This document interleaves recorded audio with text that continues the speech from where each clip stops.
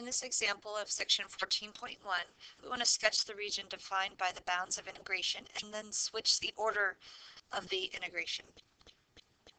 So what we have here is a double integral from -1 to 2 of the integral from 0 to e to the negative x of a function of x and y with the order of the differentials being dy dx. Now with the order being dy dx, the representative rectangle would have been drawn as a vertical rectangle.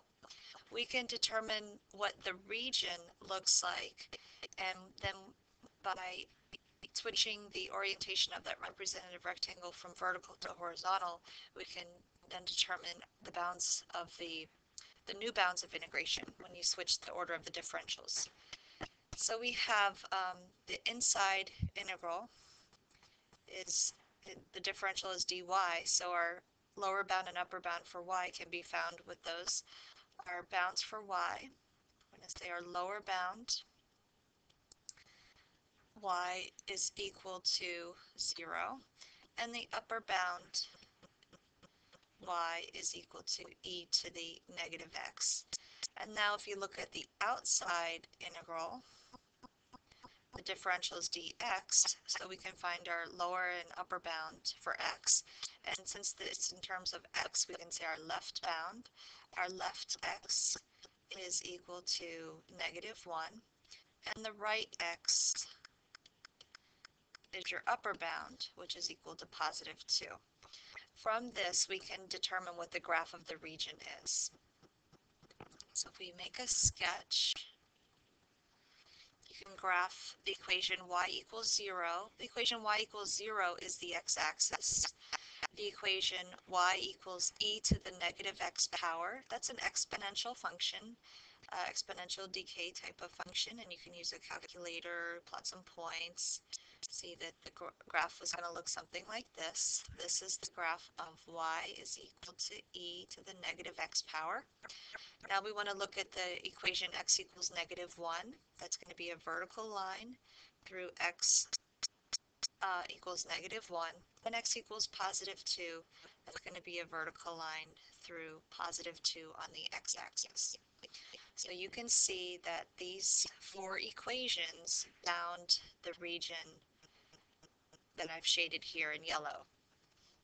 With the order of the differentials being dy dx, the original representative rectangle would have been drawn as a vertical rectangle. Now, if we want to switch the order of the differentials, we are going to have to switch the orientation of that representative rectangle.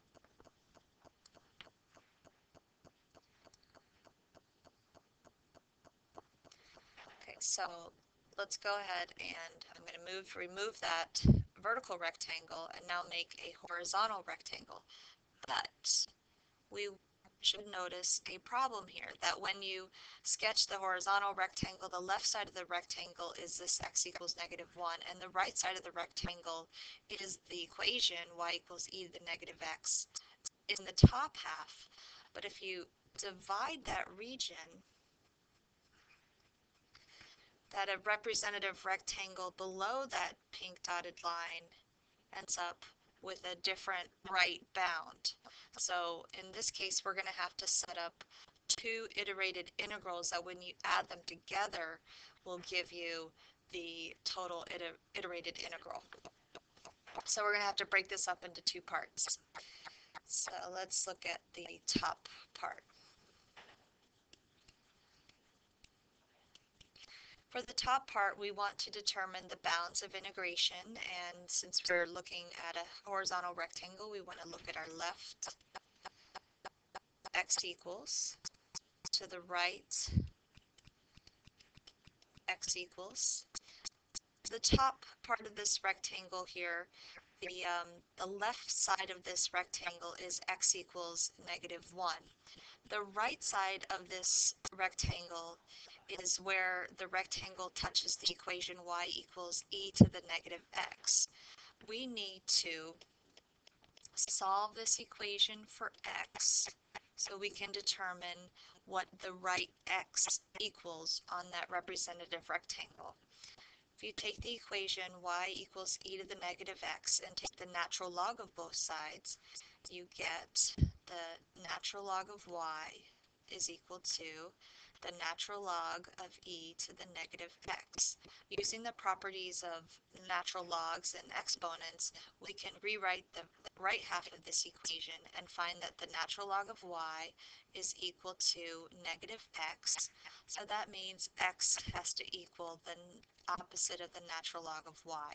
And that is going to be our right half of the bounds of integration. Our right x is going to equal negative natural log of y. And then we need to determine our bounds for y. We need a lower y equals, and we need an upper y equals. Now in this region, the lowest y is right here, and we need to find out where this line x equals 2 intersects with the line y equals e to the negative x. Well, that's going to be our lower, and then right here is going to be our upper. Where does the line x equals negative 1 intersect with this graph y equals e to the negative x? Well, with both of these, you can plug in x equals 2 to find our lower bound for x. When x is equal to 2, we can say that y is equal to e to the negative 2 power. Again, we're looking at this equation here and plugging in 2, and that's going to be our lower bound for y. So that's going to be e to the negative 2 is our lower bound. And then for your upper bound, you want to find out where when x is equal to negative 1, y is going to be equal to e to the negative 1 power. So we can say that that's going to be our upper bound. That's going to set up that we're going to use those bounds to set up our iterated integral for the top part of this shaded region. But now we also want to look at the bottom part of this shaded region.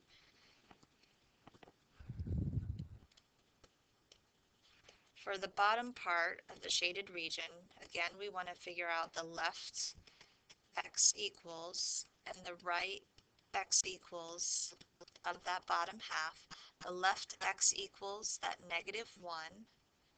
The right half equals that positive 2. And then we want to determine our lower bound, our lower y equals, and our upper y equals. Now, the lowest y value of this shaded region on the bottom is y equals 0, and that upper part of the region is y equals the point right here when x is equal to 2. So the upper is going to be e to the negative 2 power. So we have our bounds of integration for the top part and the bottom part, and we're going to put those all together to set up two double integrals. When you add them together, you get the same as this single integral, iterated integral. All right, so our final answer is going to be the double integral of the function of x and y. We're going to reverse the order of the differentials. We started off with dy dx, so this one is going to be written as dx dy. So the inside bounds are going to be our bounds for x. Our lower bound is from negative 1 to negative natural log of y is our upper bound, and then our bounds for y would be from e to the negative 2 to e to the negative 1 power, and that is just the top half plus what we get when we set up the double integral for the bottom half of this, f of xy dx dy. So our lower bound for the bottom half is x equals negative 1. The upper is x equals positive 2. The outside bounds for y, the lower bound is y equals 0 to the upper bound of y equals e to the negative 2.